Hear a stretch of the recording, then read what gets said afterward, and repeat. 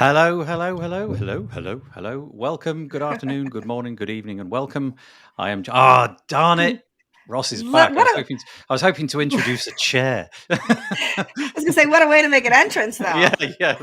For those of you who are listening, Ross just nipped out for a second whilst the video was on, and I was hoping to just sort of use that opportunity to introduce his chair. But no, this is the This Week in WordPress show. It's episode number 187, and as always, got loads of WordPressy stuff to talk about today. Some WordPress and some not WordPress, but lots and lots of stuff to talk about. And as always, again, joined by some fabulous guests. We've got one of us in Europe and two in North America. Nearly said the US then. Two in North America just made it. And I'd like to introduce, first of all, Michelle Frechette, who is the co-host of the This Week in WordPress and pretty much everywhere on the internet where the word WordPress exists. How are you doing, Michelle? I'm doing well, thank you. How are you? Yeah, really good. It's been a busy week. You over there have got your Thanksgiving holidays under. Has that gone now? Forgive me. It has gone. It was Thursday, and so most of us had a 4-day week. Some of us worked Friday. I was one of the work Friday people, but it was okay. It's all good. Yeah, big family time to get together with people that you know and all Lots of of that. turkey. Yeah. Turkey Lots of gravy, okay, all the yeah. fixins. I think that's the bit that I understand. There's turkey. I see lots of imagery of turkey. Okay, thank you very much for joining us again, Michelle. And we're joined by Adrian from Groundhog. How you doing? I'm doing great. I'm really excited. Yeah. Have Thanksgiving as well? I know you're in Canada, so it's a bit different. We have Thanksgiving, which is essentially the exact same holiday, although be it for different historical reasons. But we have our Thanksgiving back in October. And really, we just felt left out, but we didn't want to be perfect copycats, so we just we're just gonna have a day where we're thankful, but we're not gonna have it at November because Turkey Day at the end of November and at the end of December is those are close together, so we spaced them out a little bit further. Oh yeah, turkey. Michelle, do you do turkey Christmas as well? Is that like the tradition over there as well? Christmas turkey? No. Well, every family has a lot of people do ham. Okay. I do lasagnas. I do Christmas lasagnas for the last 20-something years. Yeah. That sounds excellent. Yeah, that does sound good. Anyway, I make thank the best you. lasagna. Yeah, okay. Turkey lasagna. Thanks, Adrian, for joining us anyway. Appreciate it. We'll get stuck in just a moment. But before we do, from Search and Filter Pro, we have Ross. How you doing, Ross? I'm very good. How are you doing? Yeah, good. I wonder, Ross, just because you've sort of leaned back in the chair, your microphone seems to be a little bit further away now. I wonder if you could move the mic. Yeah, that'll probably make all the difference. And Ross, tell us where you are, because I know you're not in North America. No, I'm not. Right now I'm in Barcelona in Spain. Check everybody's jealousy when they hear the words Barcelona in Spain. Today. Barcelona. Have you? But that doesn't sound to me. Well, either you've got an incredible, you've studied hard at your English, or you are from the UK and you're now living in Spain. It's a long story. Yeah, I grew up in the UK. Yes, I've had a bit of a round trip. Started in Holland to the UK, and now for a few years in Barcelona. Yeah.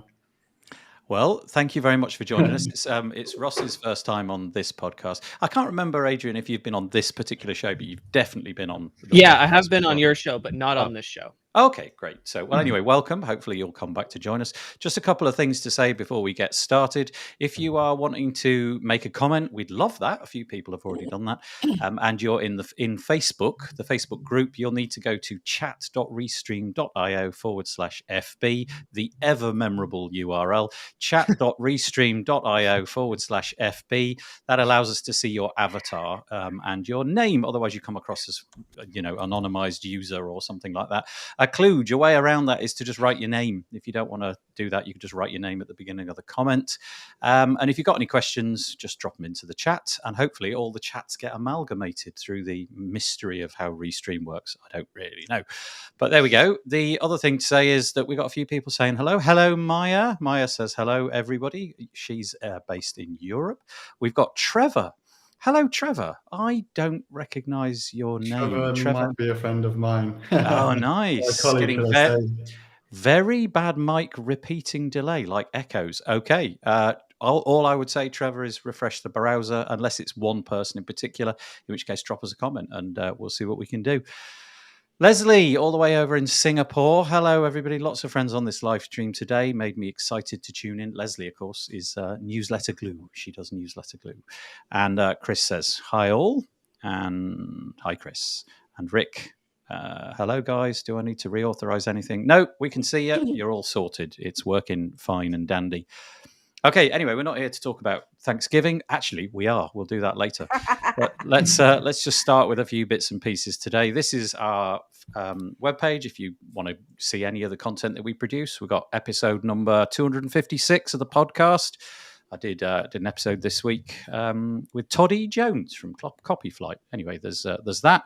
Plus all the other stuff that we produce. If you fancy looking at our Black Friday page, I'll show you that in just a moment. But let's crack on with the WordPressy stuff. I was getting all excited for WordPress 5.9. It was coming around the corner. Everybody had been talking about it for absolutely ages. It all seemed to be happening. And then, oh, darn it, the team pulled it. It's now not happening this year. It was due to happen on December the 14th, if memory serves. And now it has been delayed to January the 25th. Having chatted to a few of the team involved, they reckon that they could probably have pulled it off if they hadn't have had, here we go again, Thanksgiving and Christmas. In other words, the US holiday season just sort of kind of got in the way of the cycle. So rather than try to rush everything in the confined amount of space that they had, they decided to push it back until January the 25th. So WordPress 5.9 coming out then with all the full site editing goodness. Adrian and Ross, I'm going to direct this question particularly at you being developers of plugins. How does this sort of stuff affect you? Do you get things lined up in expectation of major release cycles? You know, have you had to tweak things and then hold off pushing things? How does this kind of news affect you? Is it good news, bad news? Are you indifferent? Ross can go first because his answer is probably a little bit more interesting than mine. Thanks. For me, a delay is always a good thing rather than the opposite. So we have more time to prepare, which is perfect. I'm glad the guys made the decision to delay it. If it didn't feel it was good and ready, it was going to be rushed. I'm preparing for it, but I'm not ready. So that delay just suits me perfectly. Oh, that's very honest of you. Would you have been ready if they'd have done it by the 15th of December? Probably the same as them. I guess we could have done it if we had to do it, but breathing room is always good. Can I ask, Ross, what in particular are the things that you have to do, particularly with this one, with the 5.9 one? Is there any sort of major stuff going on? Well, I think if you're more on a kind of website builder perspective, it's all about that. It's all about full site editing. So it's for people who are building websites. They're going to need to be doing those things. As a plugin builder, I'm trying to see where we can fit in some of our technology into the full site editing experience. So it's not so mission critical for me, but I imagine for people who are relying on Gutenberg or waiting for WordPress to have the full kind of FSE in place so they don't have to use third-party plugins, it would affect them more. Well, I'm pleased that you can probably just relax a little bit more over Christmas. That's nice. I'm going to give myself a Thanksgiving. Get a turkey. Go out and buy a turkey. And Adrian, you said your answer wasn't going to be quite as interesting. No, mine not. I mean, so like my plugins are all sort of on the back end, right? We don't do front end stuff. Primarily because of like these reasons where you have to keep up with the development cycle. And we're just like, you know what, I'm not messing with that stuff. We're going to build like our own like sub product within WordPress. So we don't have to deal with any of that. So like I see like the release updates for like WordPress and 5.9 and Gutenberg, and I basically just ignore it. I'm just like, oh, someone's going to lose sleep over this, but it's not going to be me. That's a nice position to be in. There is an awful lot coming down the pipe, though, in this release. Most notably, as Ross mentioned, FSE. So the intention is that you'll be able to modify all sorts of different things within your WordPress website, headers, footers, and all sorts of other things. There has been a bit of an effort to communicate this by the team this week, and I'm going to find it really, really difficult to share the URL in a memorable way. But I've got a couple of videos that I want you to know about. I was contacted this week by Anne McCarthy, who is the full site editing. Let's just say she's leading that initiative, and she wanted to point me in the direction of a couple of videos. The first one is this. I would imagine the best thing to do is go to introducing WordPress 5.9. That is that's the name of the video. It's now playing in my ear, which is going to really put me off, but I'll see if I can click mute. Where do we do mute? There we go. But this looks like a really professionally done video. It's only about 3.5 minutes long, but I don't think that I've seen a video describing what is going to come in WordPress being pushed out before. You often, when you've updated to WordPress 5.7, 5.8, there's that little kind of video which sits in the dashboard saying what's going on. This one, I think they're trying to get ahead of everything. So they're trying to show in this video what full site editing will mean, what 2022 is going to look like and how it will work. And it looks really professionally done. So bravo to the team. Someone got big boy money. Yeah, that's right. Yes, yeah. I think it's fair to say that Automatic have got big boy money, but I thought that was curious, and I know that they are trying to be upfront and trying to get ahead of things before they happen. I think there's been a history in the last couple of years of people probably justifiably complaining that the community only found out about things when they were released.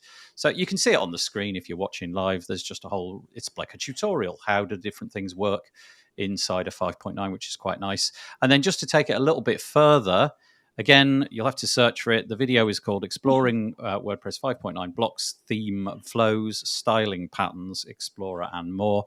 And this is a video that Anne put together. So it's very much Anne sharing a screen of how to actually achieve lots and lots of the things in WordPress 5.9. Not really something that you can look at probably now, but go and search for those. But I just thought it was quite interesting that they're making an effort to get ahead. Well, let's also remember that it's a marketing thing too, right? So they've put this big delay on it, and in order to kind of save face and continue to tease it out in a positive way, you create a marketing something to go along with it to continue to stay positive about what's happening. Yeah. As a PR move, I think it's absolutely solid move. I think also just from there's a lot of people that are apprehensive about Gutenberg full stop in FSE. So I think it's another way of saying, no, it really is going to be great. It's, just another way of kind of backing up the reason for implementing it. Yeah. Right. It's like pre-Gutenberg, only now we're going to show you a little bit more so you get excited about it and not apprehensive about it like we did when Gutenberg dropped on us. Communication is always a good thing. Absolutely. Yeah, definitely. There can never be too much communication, It's when there's not enough that people get all angsty. Yeah. Can you imagine if the sort of 5.0 release had been handled in this way and we'd have had lots of videos explaining what Gutenberg at the time would do? I just think it would have been a lot smoother. Obviously, this is a couple of weeks out, 9th of November. At the point Anne's made this video, it's pretty clear that they were still shooting for December the 14th, because I think, if I'm right, she even says that in the video. But she was sort of 6 weeks ahead putting this video out. So kudos to them. So definitely. Anyway, thanks, Anne, for reaching out. I do want to remind you that I also am a plugin developer. So, you didn't ask me that question. No, I am so sorry. Which one's your plugin? Hello, beautiful. I have a plugin in the repository. I had entirely forgotten. I apologize. I built it on my lunch hour. Tell us what it does again, because I've forgotten. It's like Hello Dolly, of course, but instead of lyrics to a song, it tells you how wonderful you are every time you log into your website. Affirmations. It is. It's all positive affirmations. People whose love language is affirmations. And I recently crowdsourced a whole bunch of more stuff to put in it. So it's coming. There will be an update coming soon. So that you have, I believe so. I can't remember who gave me which, but somebody said something along the lines of, you deserve that next cup of coffee. So there will be more coming. Oh, well, I apologize for missing you out on the developer questions. I'm But just giving you a hard time, Nathan. no, I know it's fine. I deserve it. The anyway, go and check it out. There's a couple of videos. I will link in the show notes that go along with this episode what the actual URLs are, but it's going to be difficult to project those onto the screen. Okay, so let's move on. We've got this piece, which is called the state of the word. If you don't know, if you haven't been in the WordPress community for too long, each and every year, I think it's been for many, many years. I don't know when the first one was. Matt Mullenweg, who is the co-founder of the WordPress project, he gets up on stage and kind of summarizes where WordPress has gone for the previous year, and then kind of signposts a few things which are going to be happening in the forthcoming year. Traditionally, this has been done at WordCamp US. I think I'm right. I've never attended WordCamp US, but I believe that's where this has traditionally happened. But there's a sort of slight change of tack because of the fact that we're being increasing. Well, I don't know what the state of play is as of now, but it seems like holidays and air travel is becoming more and more unlikely at this exact moment.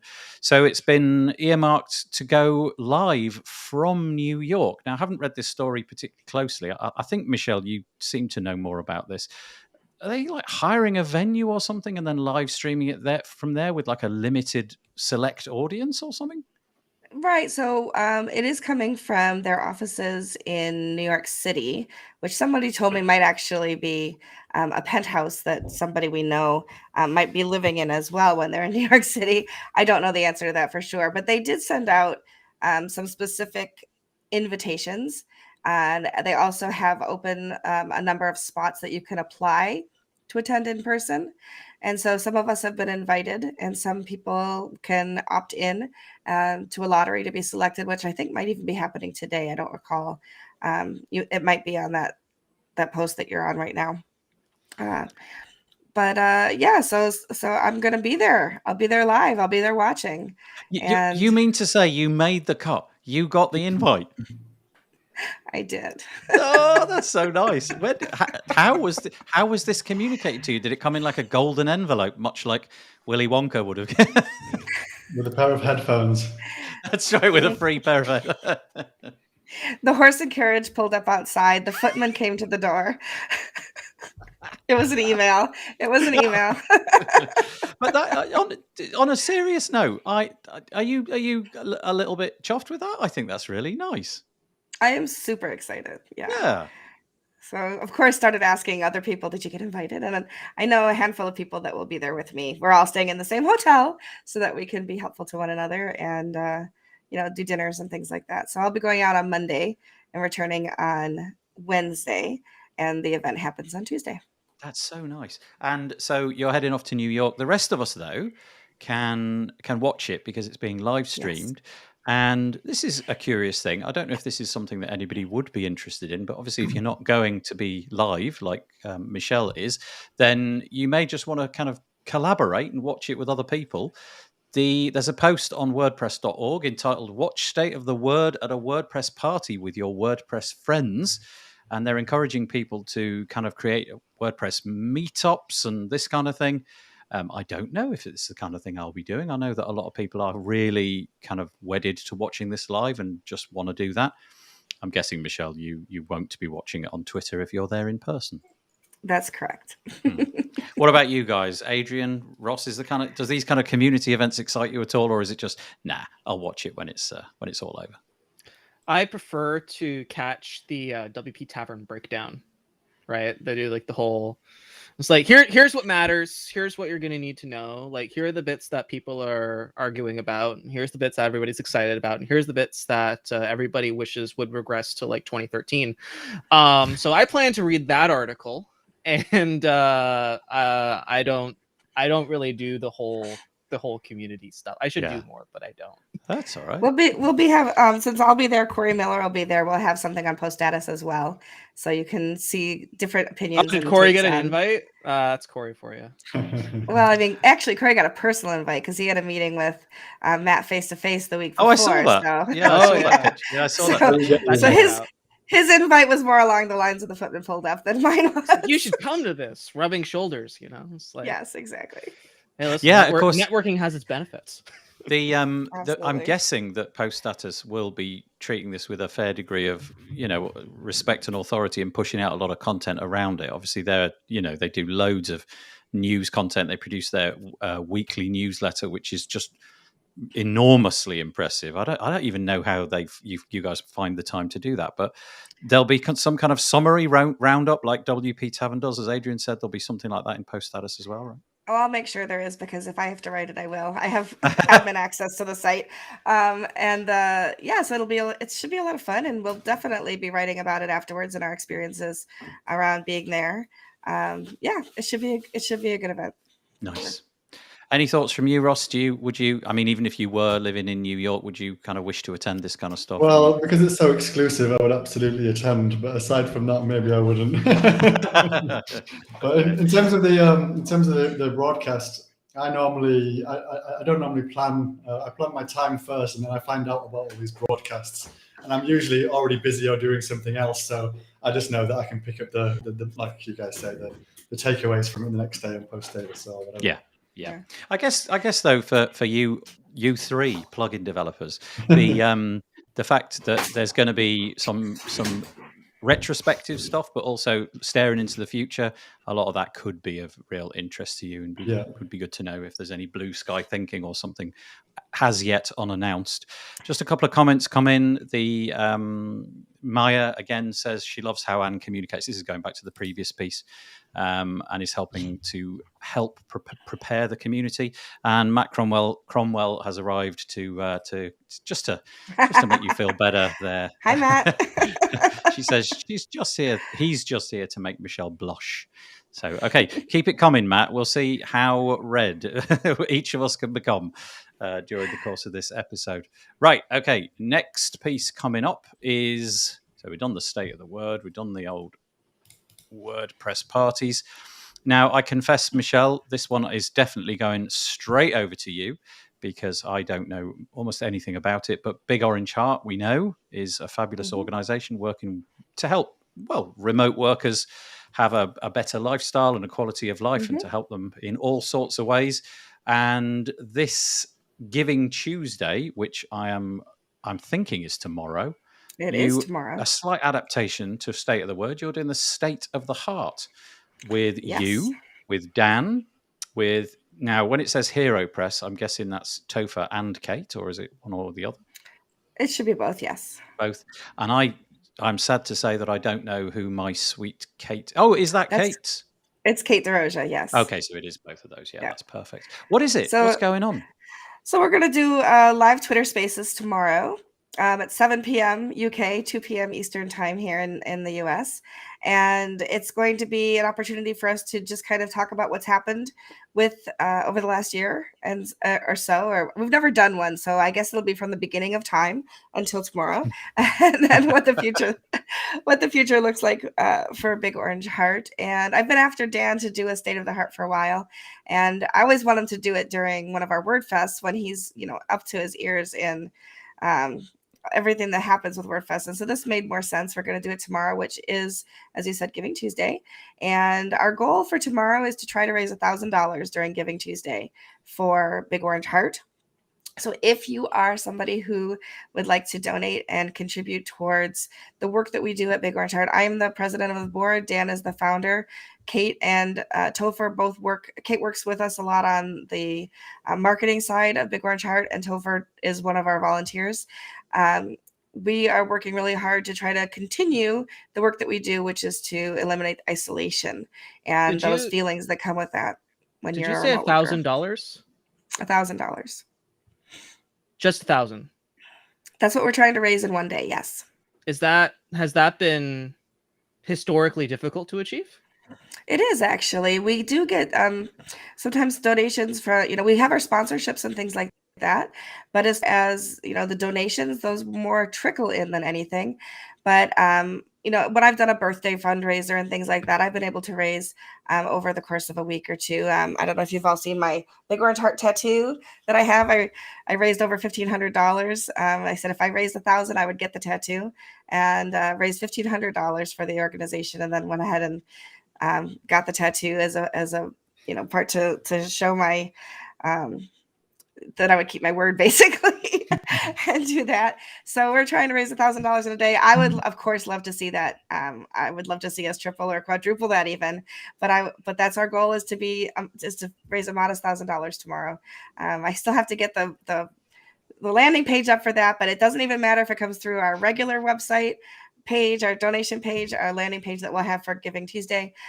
We would welcome all donations to help us continue to move forward through the end of this year. Do businesses get a tax receipt? That's a very good question.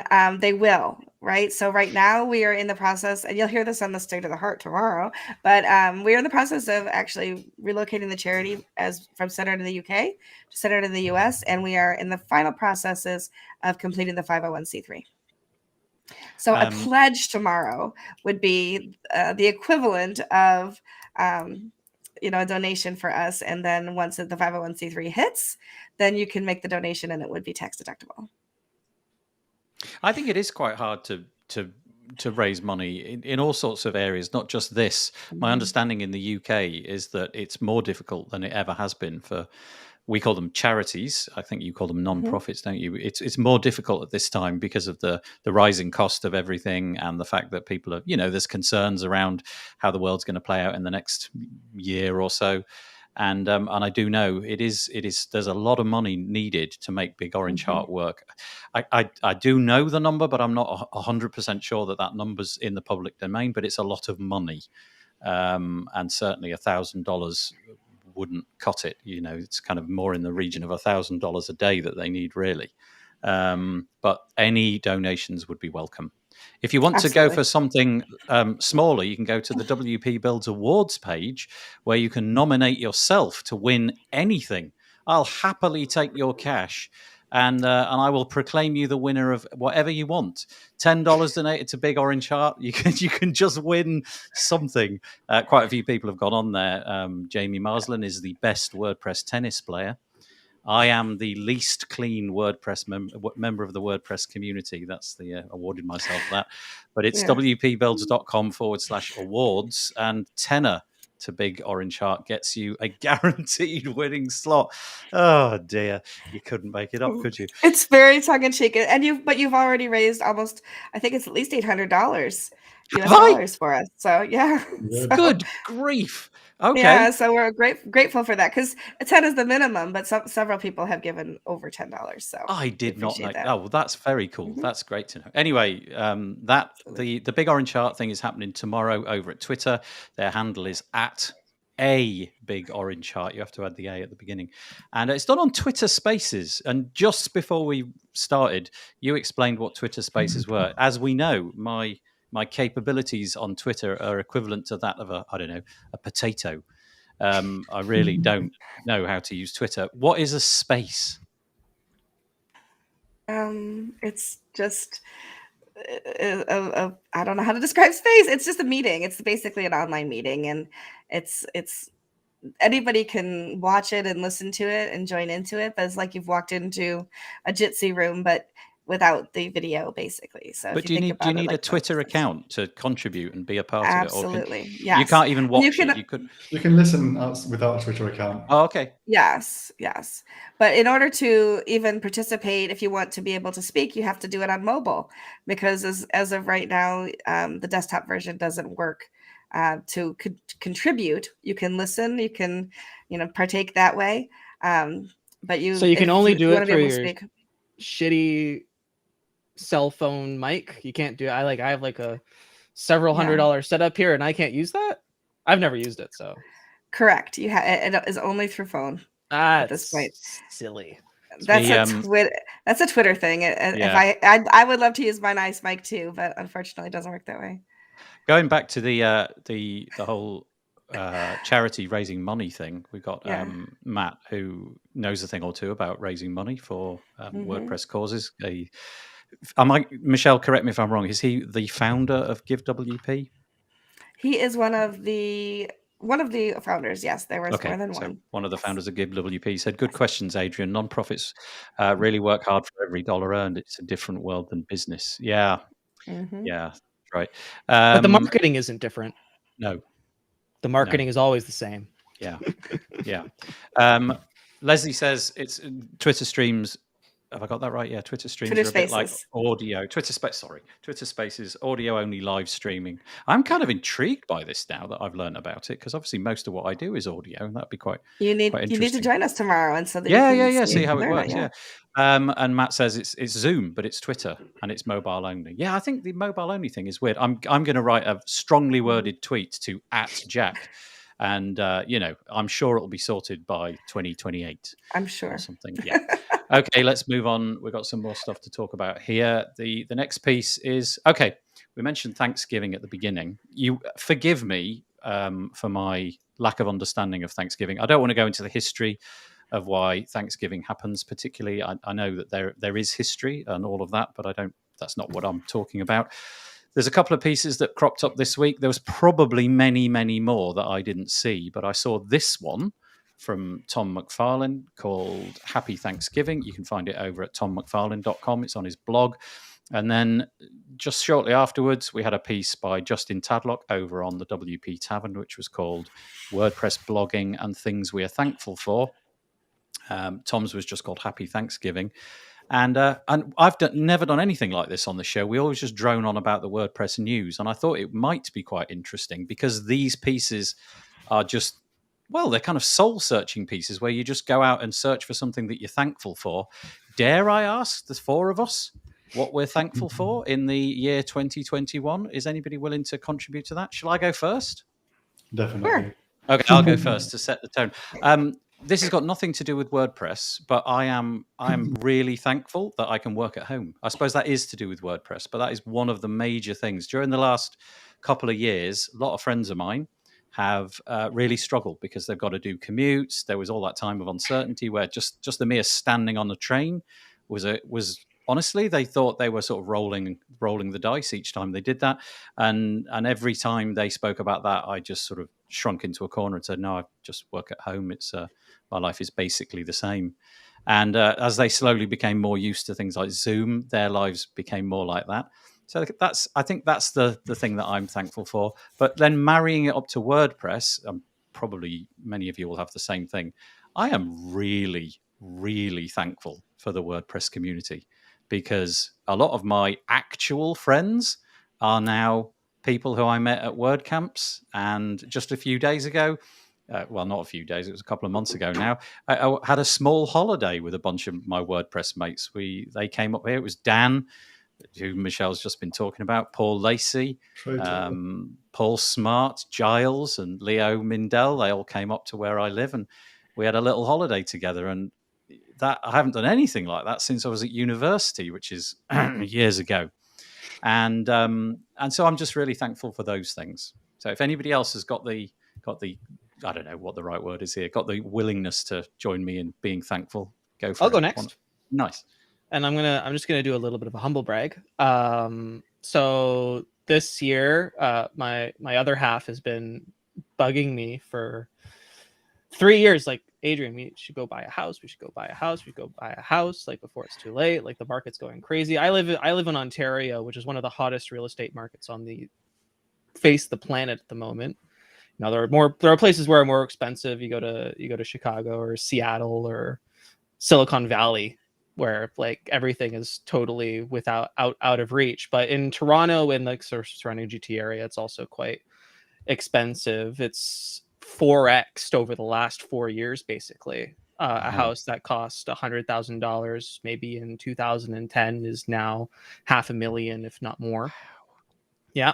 And but there's no signs of it slowing down. There's a ton of immigration to Canada, and the growing population as well just makes the housing, and they're not building anymore. So it's kind of like supply and demand. What are you going to do? But we managed to pull together our finances, and we found a place miraculously, and they took our offer in competition with 8 others. And nice. I am just very thankful that we were able to put our name on a deed, and then we had to completely gut it.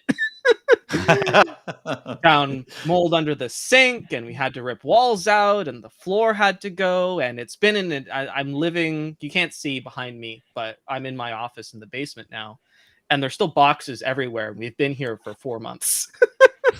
And we're just like not even like fully unpacked yet, but I'm just happy to not be in our small apartment in Toronto anymore. So I'm thankful for that. And in addition to that, very thankful for, as you said, the WordPress community. I made new friends this year, and yeah, I'm talking a lot more to people like Leslie, who's on the chat here. I'm speaking more to Michelle. I'm speaking more to Corey Miller and the people in Post Status, and just making a lot of friends. And I'm thankful for those people who are way smarter and more intelligent and more successful than I am, helping me out, try to get to a place of global domination. What a lovely answer. That was really nice. I didn't expect the house thing. Congratulations. Thank you. It Yeah. was a big win for us, and Yeah. I just wanted to celebrate that a little bit. Yeah, no, that's really nice. Oh, I'm so pleased for you. That's lovely. Let's go to Ross if he's willing. I'm willing, but I had one item possibly for this, and you've covered it off perfectly, Nathan. It was just this kind of the living and working lifestyle that I have, that it seems to be all of us have. That's just been enabled by WordPress. It's been in my last 6 years, a bit more even. And yeah, the virus hitting barely touched the sides in terms of continuing with working, continuing with life and paying bills. So yeah, I'm just grateful that we can continue to do that. Nice. That is nice. Yeah. I share that, obviously. Yeah, that's lovely. Yeah.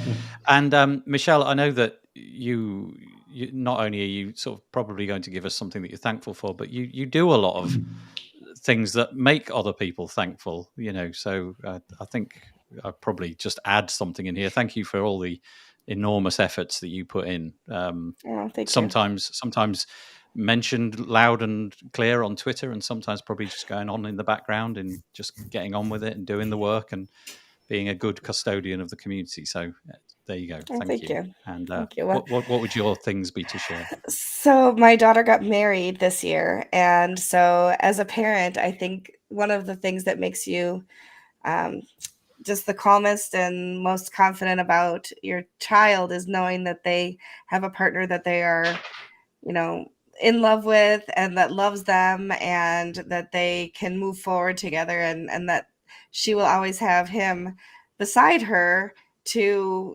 help one another, and to know that she's cared for and that she has someone to care for as well. So that, filled my heart back in May, to be able to walk her down the aisle and, to give her away, so to speak, to her husband. So it's very, very fulfilling to have that happen. And then, of course, also to the WordPress community. I wouldn't be where I am today if it weren't for the WordPress community. And to think that, 6 or 7 years ago, I was going, I wonder if I should join a meetup and get involved in the community, and then went to my first WordCamp US and was just like blown away with the amount of giving back that people do in this community. But the reason that people, how do you do it all? I do it because I love this community so much. I have received so much from this community my entire career, and the majority of my friendships are here in WordPress. And so it makes sense not only to spend time here, but to do what I can to give back to the community as well. And I'm grateful to be able to do that. Yeah, nice. Thank you so much. Yeah, what a nice. Well, that was a nice one. The whole walking your daughter down the aisle. That's lovely. Yeah, I can only imagine. Maybe one day that'll happen to me, and I shall be tearing up, I'm sure. Well done. Okay, so that's that. That was quite something we don't do here, but I thought it would be nice to share that. Yeah, absolutely. Right. This next one is like really totally from one extreme to the other. So we're talking about things to be grateful for. This is, I think, probably something to be concerned about. I've got on the screen it's a plugin on Code Canyon, and honestly, I'm not endorsing this plugin. I don't even know what this plugin is capable of, but it came across my radar and it hit me on the screen, and suddenly it promoted me to think about our community and what we do in terms of damaging the environment. And this was largely brought home to me this week because I did a podcast episode with somebody, and it'll come out in the near future, and they're from an inverted commas green hosting company. They're called Green Geeks, and we spoke for about 45 minutes, and I was really fascinated by the amount of stuff going on So here we are now, right? We're all of us are sat in different parts of the world. We've got a computer on, we've got some lights switched on, we're consuming resources. And we got into this whole conversation about, well, every time you go search for a web page, you are in some way impacting the environment, and it's measurable. And we know how much how much carbon it needs to be offset, if you like, each time you do that. And then we got into how you can, strip your theme out and make it smaller and reduce the footprint, and how your hosting can impact all of that. And I was literally saying to him, I do not connect the internet at all with the environment. When I finish like a plastic bottle of milk and I clean it out and I chuck it in the recycling, I look at all the recycling, I think, blimey, that's made of plastic. Here I am yet again chucking stuff which is probably going to go into landfill, and then 10 minutes later the same thing happens. We do better than we did 10 years ago, but I genuinely don't think about, I'm scrolling on Facebook for 10 minutes, whatever it might be, Twitter, just getting consumed. I just do not make the connection between the environmental impact of that and my need to curb it a bit. And I genuinely don't know if you've got any thoughts on this, but it did make me think I need to stop producing bloated websites. I need to stop needlessly using devices. I probably need to switch lights off more. But keeping it to the WordPress side of things, I'm just interested if you had any thoughts on this about keeping things lean and keeping things small and making sure that you're building your clients for your websites for your clients in a sort of sustainable way with a smaller footprint as possible. Don't know if anybody wants to jump in on that. There's two ways to contribute. I think there's reduction contribution, which is making things smaller, and then there's additive contribution, where you grow in order to be able to create more resources in order to offset greater impacts, which maybe you create greater resources than what you would potentially be putting out and be able to offset that. So there's kind of two ways to think about it. I don't know if creating small websites, I mean, like, no matter how big the WordPress community, it will never have a bigger footprint than Ethereum mining. Yeah. Than cryptocurrency mining, which I am not part of, like, that community at all, and is totally, I just don't get it. I'm not smart enough to get it, and I have no judgment against it, but I know that I see a lot of stuff on my Twitter feed about how that impacts the environment. So no matter how, like, scaled or even small our websites are, I know that that's even just like 10 times more. So I think that the best that we can do to make an impact is to use the tools that we need in order to create wealth and understanding and whatever, in order to be able to donate to worthy causes like Big Orange Heart and other green initiatives in order to offset that cost. I don't think we're ever going to be able to get to a point where it's probably neutral, but we can do the best that we can.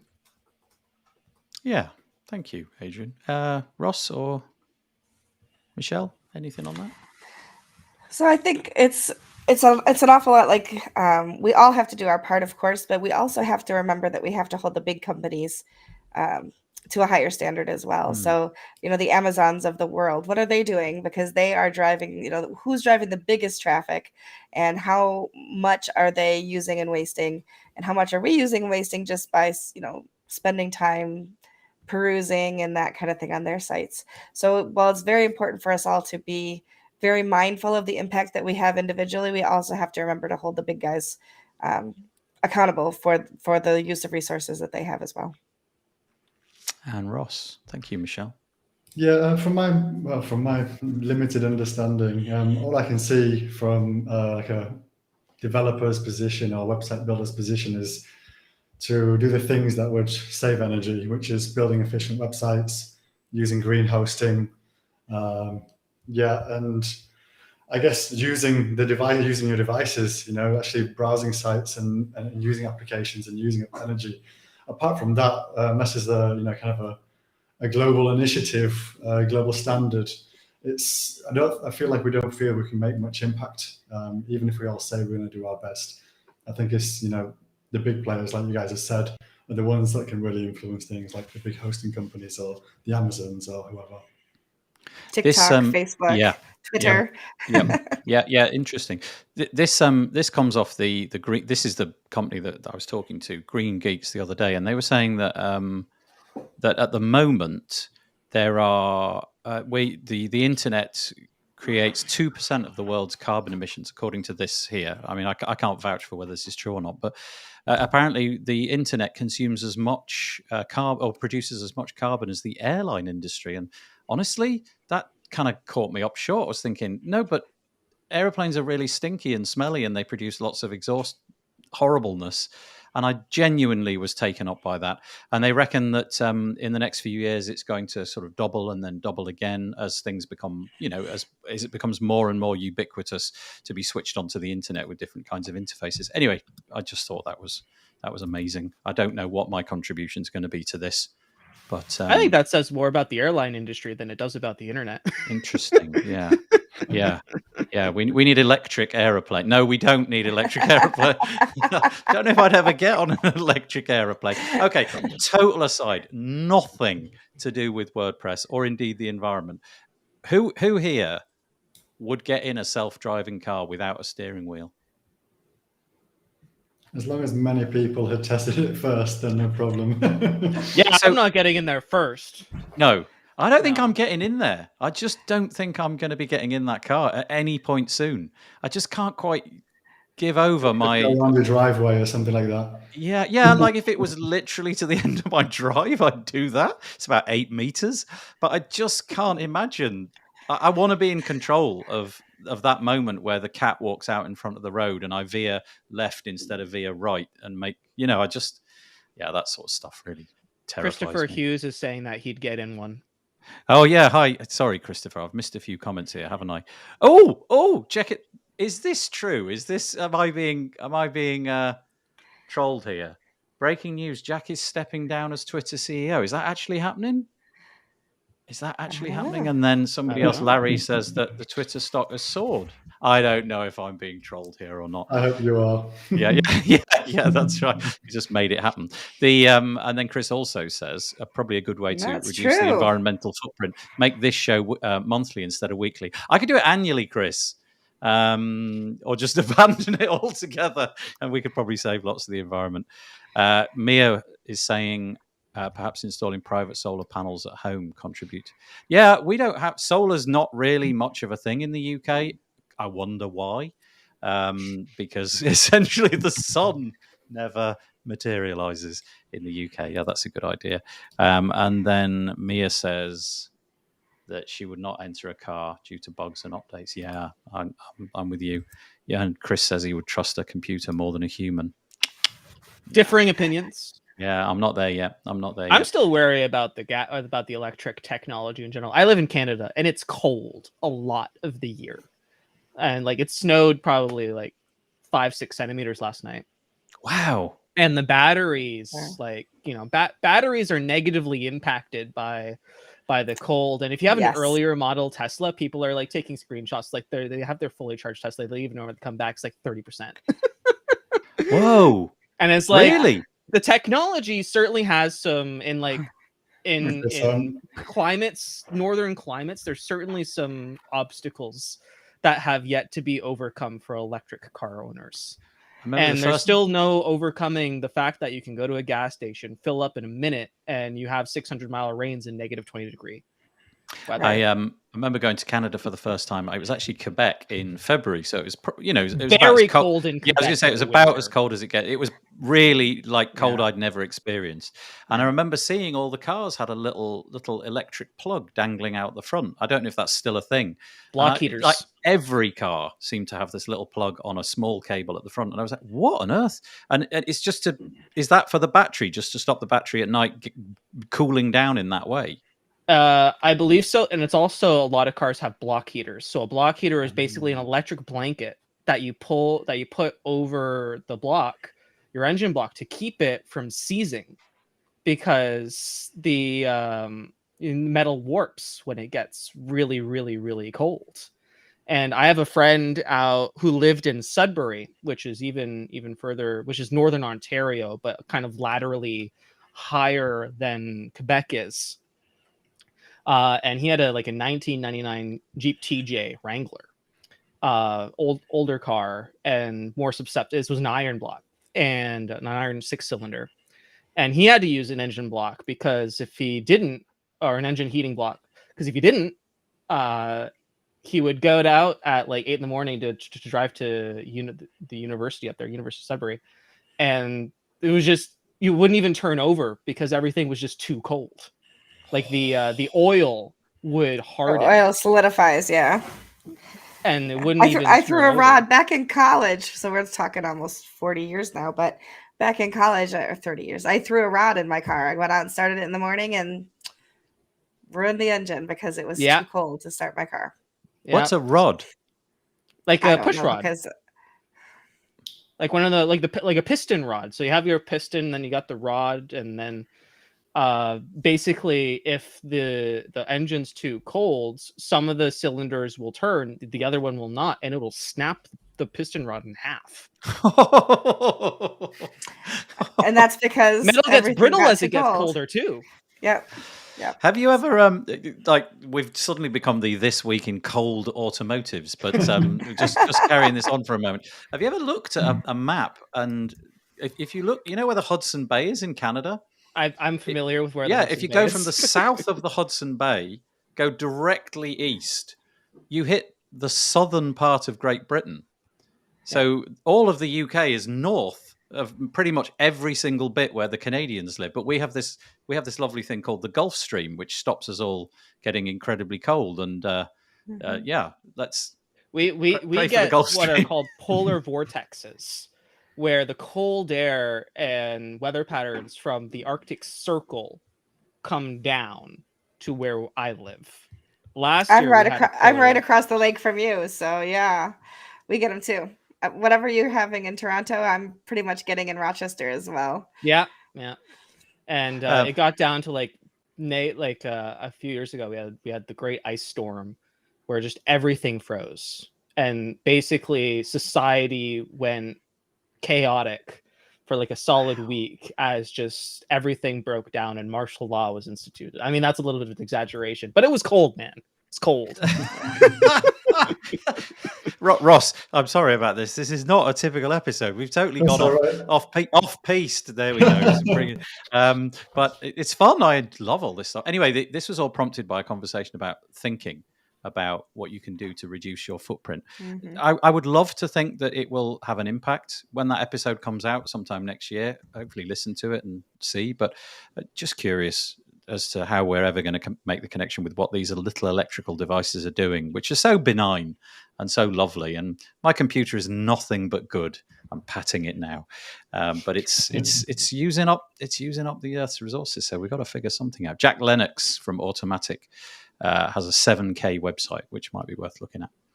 Okay, let's move on. Right, we're on to a fun story. This is Black Friday. We have our Black Friday page. Here it is. It's wpbuilds.com/black. Which I forgot to submit to. Did you? I did it last year, and I did it the year before that, and I forgot this year. Let me see if I submitted it for you, because sometimes no, I'm sorry, Adrian. No. I didn't. I went to the site the other day to be like, can I last minute submit? But I saw that you had crossed it out. Sorry about that. That's next time. Anyway, the point is, there's Black Friday still going on from a commercial developer's point of view. I don't know what your posture is. I'd be interested to know what you think, and then let's get into a conversation of whether we actually got carried away by all this and actually bought anything. I'll just start. I don't have a plugin, so I've got no skin in the game regarding whether I slash my prices or just stay firm. I know Ross has got something to say about this, but I bought one thing. I bought a singular thing, which was a thing. It's called XSplit. It's a Mac app. Windows as well, and it makes my background into something different, so I could make it into a Hawaiian scene. And typically, if you do that with things like Zoom, it's a bit obvious what you're doing. But this looks amazing. You know, you really look. It's crystal clear. You know, the edges of your fingers look really, really good. I bought it off Stack Social, I think, $30 or something. So if you do a lot of live presentation and you want the background to genuinely look good and not look like, oh, that's a fake background, XSplit.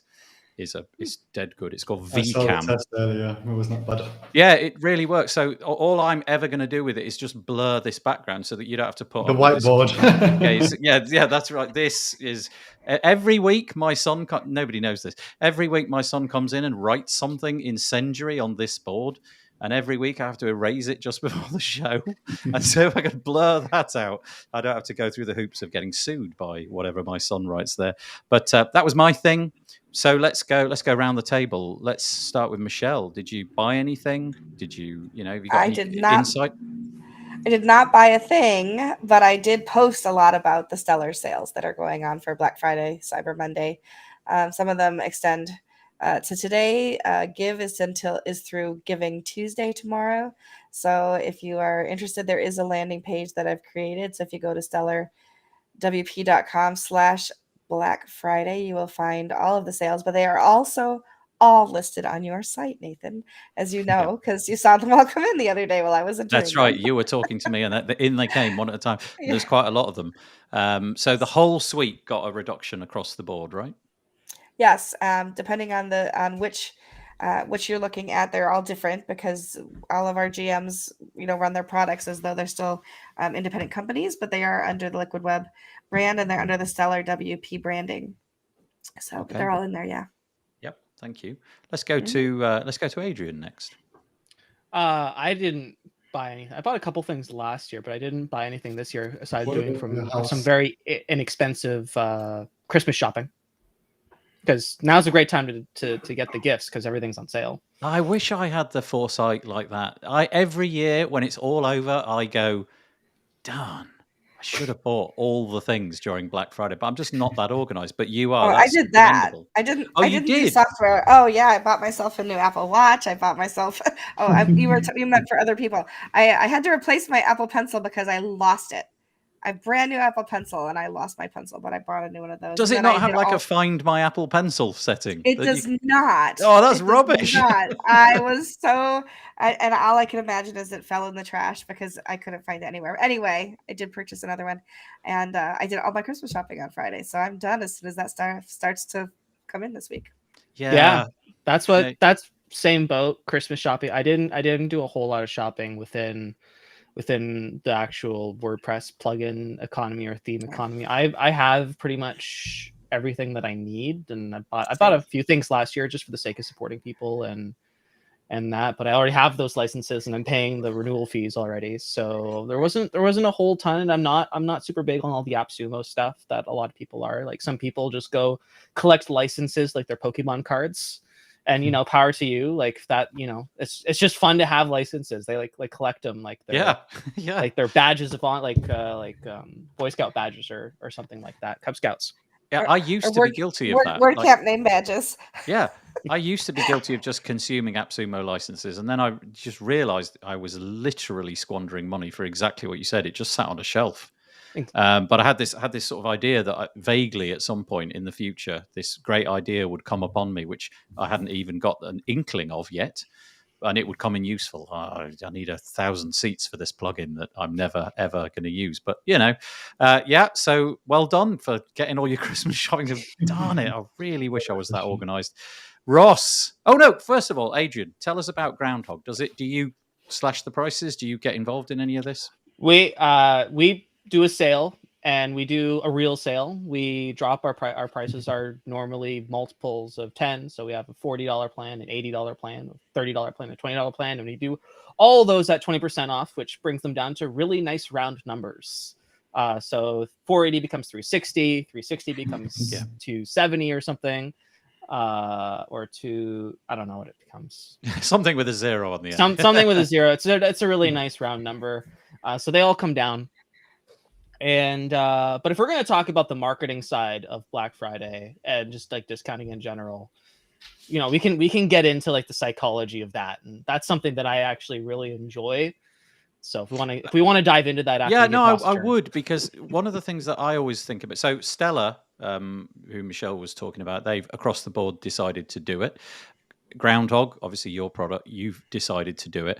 And I wonder, we'll get to Ross, who I think has got a different position in a minute, but for now, Yeah, tell us about that. Are you, Adrian, Michelle, do you have any insight into? Are you just doing it because everybody else is doing it, and you sort of come across as a bit different? You're not opting in, or does it represent a significant amount of annual revenue comes over the last week? Any of those kind of insights? So when I entered the space in 2018, 2019 was the first year that I did a Black Friday sale for Groundhog, because I started pretty late into 2018 to get on the bandwagon. But 2019 was the first year that I did it. And it was mediocre at best in terms of like revenue. There was a lot of stuff that I hadn't worked out yet, like pricing and positioning and marketing. And there's a whole bunch of stuff that I was totally missing out on. And at that point in time, like there were pretty much everybody did a Black Friday sale, but it was a little bit less upfront and salesy and markety as it is now. Like it's a little bit less in your face. Like people would go around and they'd look for the plugins that they wanted, and they pick up a couple licenses for their clients, and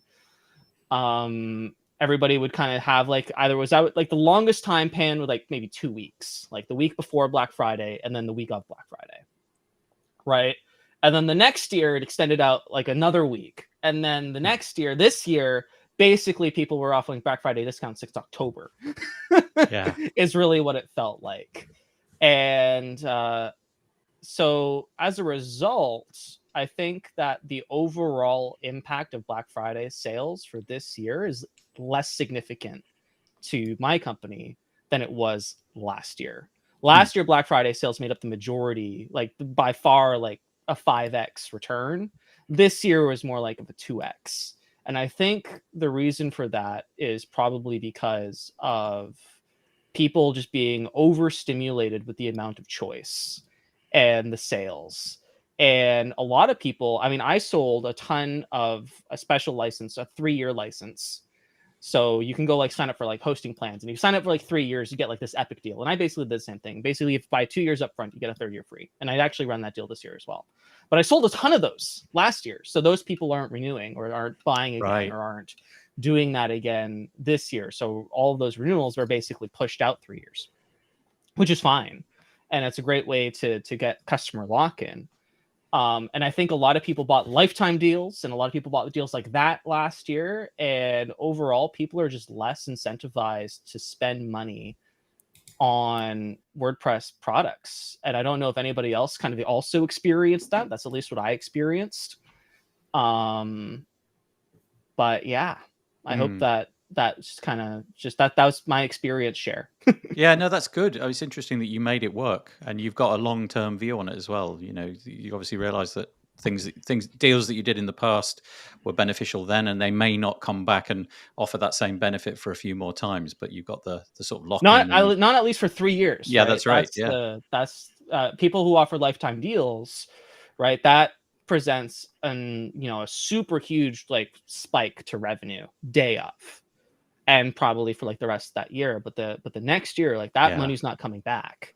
And you got to support all those people forever as well. And that's and interesting. there's a lot of companies that I know that swear by it, and they're doing gangbusters and really well. I don't personally believe that's a smart business move long term, because it totally tanks valuation when it comes time to sell, which is also like the end game for most plugin companies now, is like either to join Stellar WP or Awesome Motive or one of the other hosting companies, just picking up plugins left and right and center. And so it's either like merge or be acquired, and there's the end game for independents like us. And I was unwilling to. If I had a dime for every time I asked to do a lifetime deal, I'd probably be extremely wealthy. But when it comes time to sell, like that's a whole obstacle that you have to overcome. Yeah, that's really fascinating. So not to step on Ross, he's just sitting and watching us all talk because we haven't given him an opportunity it's all information yet. For me. But there's a couple things to look at when you're doing that, right? So what is the attrition of your average customer? So if you have looked at the lifetime cycles of your customers, and let's say that most people renew for year 2 and year 3, and then they stop renewing altogether, then a lifetime deal that charges at say times 4 is going to make you more money off of your average customer than not. So there's more that goes into it than should we or shouldn't we, right? There's a lot of research that you have to do into what your customer base looks like. And that's No going to be question. way right. And it's going to be way different for a for-profit company than a nonprofit company, for example. You know, what's the average lifespan of most nonprofit startups? Do they last? Do they not last? All these questions go into whether or not you should look at lifetime deals, which is why, you know, Give has not done a lifetime deal yet. But, you know, my first year of web designing, I bought Elegant Themes lifetime deal, and I still am taking advantage of that. And they could have made so much money off of me over the years because I would have continued to renew. So it really does take a lot of that into account, like you were saying, Adrian, and whether or not it's good money up front. And the second thing I wanted to mention is, if you are thinking about selling, let me know, because I can put you in contact with the right people at Liquid Web. Nice. You heard it here first. I heard it here. That's it. Right. Okay. So we've had the serve. We now get the the tennis matches afoot. It's now Ross's turn to bat the ball back. Well, I'll just start by saying thanks for those opinions, because I'm planning on doing this at some stage. So it's always good to hear people who've got experience doing these things. I'm not doing things differently because I'm smarter than all of you. It's basically just because I haven't got around to doing it yet, in a way. By that, what I mean is the plugin I'm selling has been basically at the same price for like 6 years. Only the last few years, I really decided, right, we're going to take it forward another step. We're going to up the game, and we're going to hire, and we're going to grow, and that kind of stuff. And so until I put up the prices, which is inevitable because it's not even at the rate of inflation from when we started, up until that point, we're not going to do any offers and deals. So we're working on a really big new version, a version 3, that's been in the pipeline for a long time. And once that comes out, we'll adjust our prices, and then we're probably going to get connected to this whole Black Friday cycle. Interesting. Okay. It's not even really like so Black Friday is less of an opportunity to like offer a sale as more as it is an excuse to email everybody on your list. Oh, no kidding. Right. Yeah. So that for example, my company, we offer 25% on Black Friday is the deal that we offered.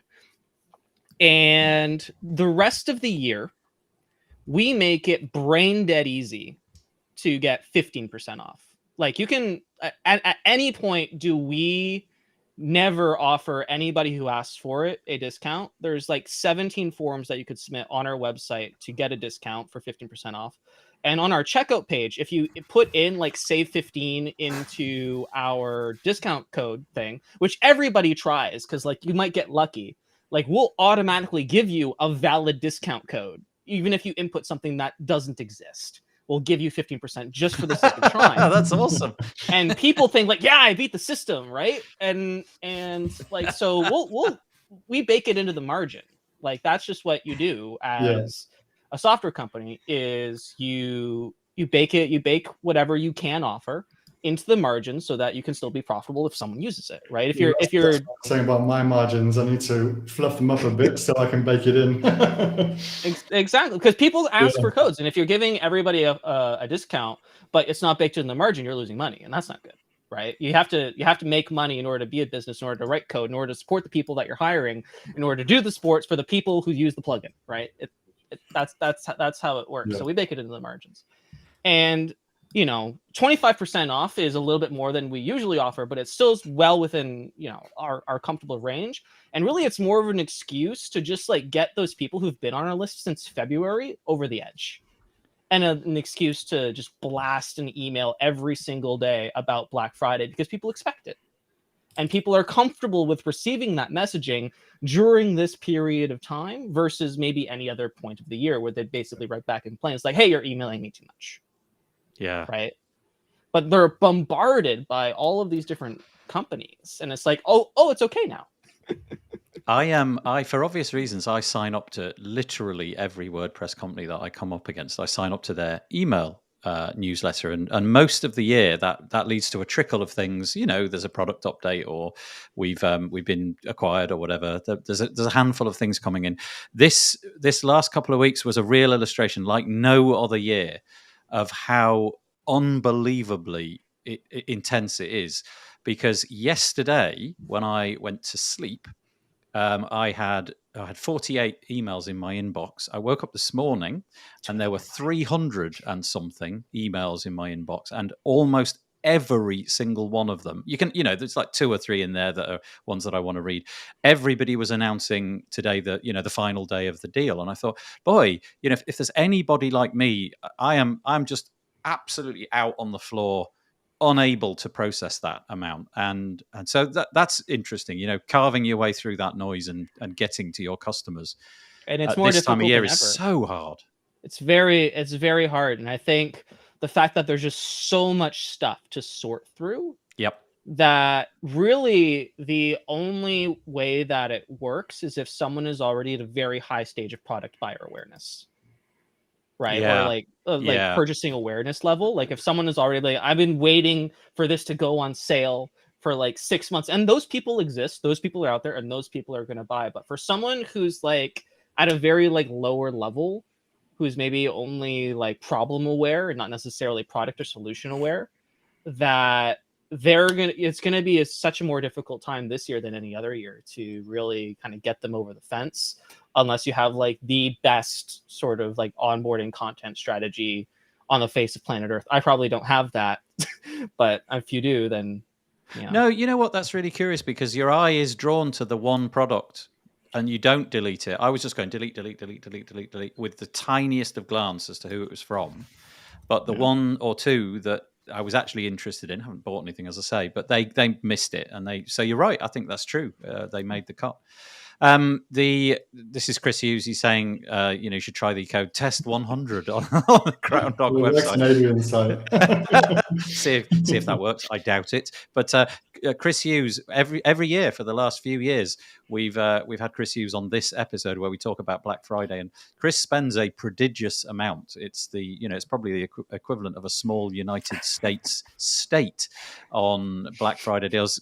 Chris, it would probably be easy to say, what didn't you buy this year? But he says he's living in a tent now as a result. Hope he doesn't live in Toronto or Rochester. Yeah, that's right. Yeah, it's gonna be cold. -1 degree Celsius here this morning. So yeah, we got something similar in the UK actually this week. It's really, really cold. Okay, right now, so we talked about all of this Black Friday stuff and whether you bought deals or what have you. I saw this really interesting piece this week, and okay, let's get this out at the beginning. I cannot tell you whether what I'm reading in this article is true. I just want to raise it as a subject. I'm not trying to name and shame anybody. It's on wpraccoon.co. And this is, I'm imagining, Adrian, with your groundhog hat on and your expertise in marketing, you probably have something about this. This is the idea that some companies, WordPress or otherwise, but it deals with the WordPress side of things, kind of go to the lengths of trying to convince you that there's an offer on, whereas in fact there isn't. In other words, the pricing during the year is basically the same, and then they kind of simply manufacture that they've had a sale. I guess the principle being that you are convinced that you're getting 20, 30, 50%, whatever it might be off. But if you were actually to rewind the clock a couple of months ago and look at the same website, you'd only discover that it was exactly the same thing. Now, I don't know where I fit on this. Obviously, if people are prepared to pay that amount of money, that's okay. But it does seem a little bit dubious that there are some people out there who kind of take this position. I don't know if anybody's got a thought on this. It's a bit controversial, and I don't want anybody to get in any trouble. I don't have a lot of thoughts on it. Go on, Ross. That's what Amazon's been doing for years. That's why you have the Amazon price trackers, so you can see if the product has been inflated before the sales day. So many products on Amazon, they go up before they go on the Black Friday sale. And then to get around that, you have other websites which track the price of these products year-long round, just to make sure you don't get caught out on these kind of things. So either we need to do something like that for WordPress, or I don't know. Do you know, Ross, that's a really interesting idea, like a plug-in price tracker that would go and maybe there is something that would go and scrape the prices year round and put them onto, like some sort of table or something. Yeah, that's really interesting. If only we had some sort of expert that would, some searching and filtering kind of Somebody needs to. Yes. No, I'm not. Yeah, but that's it's a really curious idea. Sounded like Adrian, you wanted to chip in there as well. I'll go after Michelle. Okay. Because I've been talking a lot. So sure. I just find it very interesting, and I know that the brands that I represent, we're very keenly aware of how this works, and we know that people watch our prices all year long. And the integrity is here, right? It would never even occur to us to raise prices before we lower prices or pretend that we're having a sale on anything.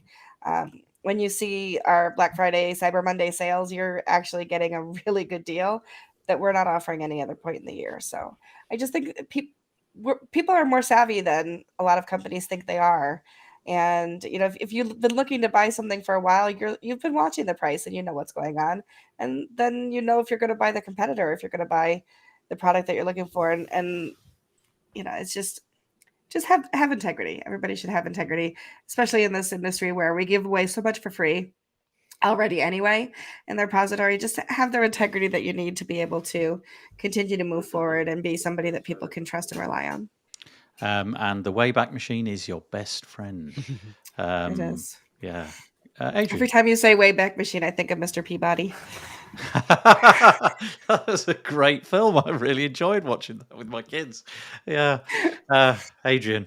So there are two groups of people, of buyers within WordPress. There are the WordPress professionals and kind of community members, people like us, people who go to WordCamp, people who go to WordPress meetups, people who watch and listen and attend State of the Word. And then there are people who visit or who use WordPress as a means to an end. And the first interaction that they have with WordPress is WP Beginner. Right? Those are like the two kind of groups within WordPress. And one of those groups is so much more susceptible to sort of like what people may now consider as like, a little bit shady marketing practices, like manufactured FOMO and scarcity and things like that, right? Which have been around. Like, these are not new strategies, and they are valid tactics. Like, FOMO is the driving factor of Black Friday sales. And I capitalize on that, as I'm sure as every company at Stellar WP does, and every company at Automotive does, and every other independent WordPress company out there capitalizes on the FOMO of Black Friday by offering a discount, right? And as I mentioned, I make it totally brain dead easy to get a deal on Groundhog every single day of this year. It's not as good as the one we have on Black Friday, but it's still a deal. And that's baked into the margin, and that's manufactured, right? But I don't think anyone is going to accuse me of like being shady about it, right? It's like I have probably like still 75% of my sales are full price, even though I make it like so easy. It's just people don't know what they don't know. And I don't think manufacturing, the ability to give a discount into your price is a bad strategy or a bad tactic or something that is shady. And I don't think giving people discounts on that manufactured price is sort of bad practice. And there are companies within the WordPress space that make it super brain dead easy to get 30% off every single day of the year. And there's always a sale on at the top of their website every single time. And, it's an evergreen FOMO scarcity builder, right? But that thing works for that subset of WordPress users that I mentioned earlier. And it's just a different customer market that they're after. They're not after us. So what we perceive as maybe something that's a little bit dubious, someone who's in their market or someone who they're specifically targeting would have no idea or not even care, or they're probably doing it on their own website. And they see that as an opportunity rather than something that's dubious, because we're just at a different mindset. Sorry to ask, right? Do you think you might alienate some of the more serious, within this concept, more of the serious, let's say, developers or something, those kind of users of products, by having those banners always across the top all year round? I know for me, I get put off companies when they have marketing tactics like that. So if I need to use their plugin, I'll probably still end up buying it. But if I don't need to use it, I would have probably. Well, that's the thing. You still would. Yeah. right? And it's like I use a ton, and we all know who we're talking about here, but I'm not going to name and shame, right? But I use several of their products because they're good and because they work and because they make my life easier, regardless of whatever marketing they do, and because they're going to do what they're going to do to target that specific segment. They're not targeting us, but we use them because they work, right? And that's sort of the thing. If they alienate a few people along the way, I'm sure that market or the people that they're alienating is a much smaller group than those that they are attracting. And, which is kind of like how they operate. It's business first, right? That's sort of like an easy decision to make every single time, right? Some of us, some companies choose to operate differently, and that's also fine. Right. Thank you. I know Michelle's got to go in just a few minutes' time. Michelle, if we carry on just for a couple of minutes and you need to drop out, of course, we understand your time is precious. That's absolutely fine. If you want to contribute on this next one very quickly before we head off, you can. This is over on WP Tavern, but in all honesty, I think you could probably have found this story almost anywhere this week, including on kind of normal domestic channels in the UK. It's made its way into just regular print and television media, and this is the story that GoDaddy had a data breach this week. I'm sure it couldn't have bypassed you. 1.2 million active and inactive managed WordPress hosting accounts. Data was exfiltrated. I don't know the details about how that was done, but it looks like whoever it was that managed to got in on the 6th of September, so quite a while ago. And it says here that essentially it's locked to the managed WordPress hosting side of things. So I believe that if you're not on the managed WordPress hosting side, you don't need to worry about it. But it's, like I say, managed WordPress hosting customers had their email addresses and customer number exposed. The exposure of the email address presents a risk of phishing attacks. I'm quoting. The original WordPress admin password was set at the time of the provisioning was exposed, and if those credentials were still in use, they say that they reset them. Anyway, we could go on. We've got very little time. We've probably got about 2 minutes left, but just curious to see what anybody's reaction was about this. It's a pretty bad PR hit for GoDaddy, I guess. I'd just like to say that it's a reminder that anybody can hack into anything within the, I mean, nothing is locked so tight that it can't, there's not a way around it, especially when you're looking at the fact that it's not, steel walls and, fireproof doors and things like that. It's code. And if there's a way to get around it, somebody will find a way to get around it. And it may take longer or it may not take longer, but just a reminder to keep, your passwords different on different sites, to make sure that you've done everything you can as a user, any place that you are, to protect yourself, because nobody is, everybody is able to be hacked no matter what. It says, and I'll quote, it says, GoDaddy's initial investigation showed that the attacker gained access using a compromised password. So presumably this was, I'm guessing, forgive me if I've got this wrong, but it sounds like perhaps an old employee or something like that, but they gained access through a password which did exist.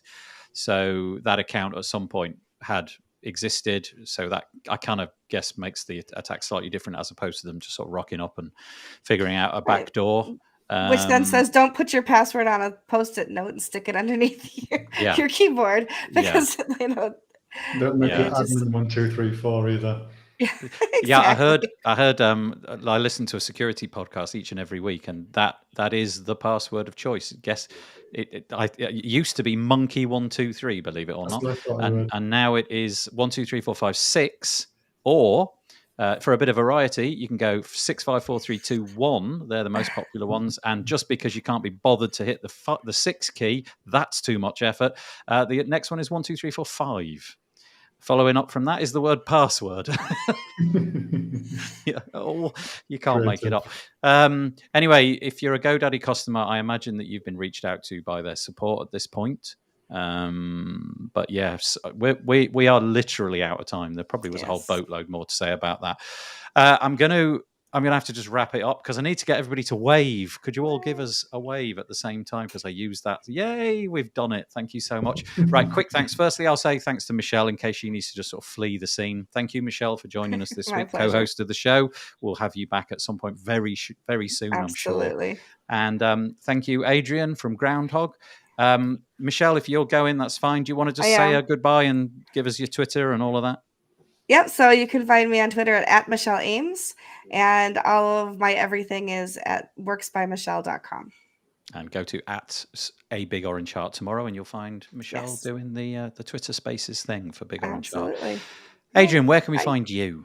Bye. So find me at Groundhog with 2 G's, which is here.io, and we got 25% off all their stuff. Or if you're an existing customer, which I see a couple of you actually on the live chat are, I think Christopher Hughes is a customer actually. He's bound to be a customer. He owns everything. Christopher, you can extend your license for another 3 years if you want. I know you did that last year, I think. So if you want to do it again and push your renewal all the way out to like 2026 or whatever, we got that for you. So it's sold. Hit me up. I'm sure. Yeah. Yeah. And Ross, what about you? Where can we find you? Easiest way to find me is on Twitter. My handle's a bit odd, so you can find me at Search and Filter. From there, you'll be able to find me. Thank you very much indeed. Hopefully, guys, you've enjoyed the experience, and we'll have you back at some point on the show. If we don't see you until Christmas and the holiday season, have an enjoyable holiday, and we will be back this time next week. I can't honestly remember who's coming on the show, but we'll be here as we always do, Monday 2 p.m. UK time, and we'll see you next week. Thanks a lot, guys.